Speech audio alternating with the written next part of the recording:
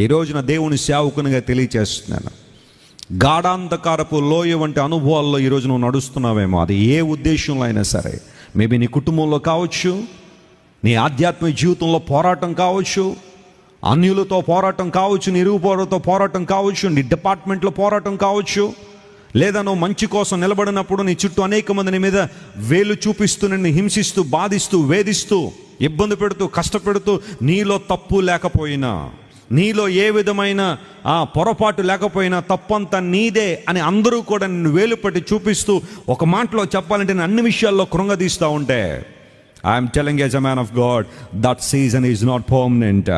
ఈరోజు నువ్వు వెళ్తున్న లోయ శాశ్వత కాలం ఉండేది కాదు. There is a time that God is lifting your head.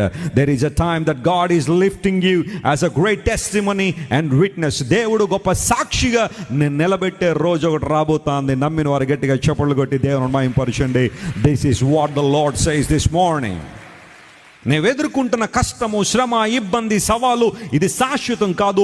మొదట నీ స్థితి కొద్దిగా ఉన్న తుదకు నువ్వేం పొందుతావు? మహాభివృద్ధి పొందుతావు.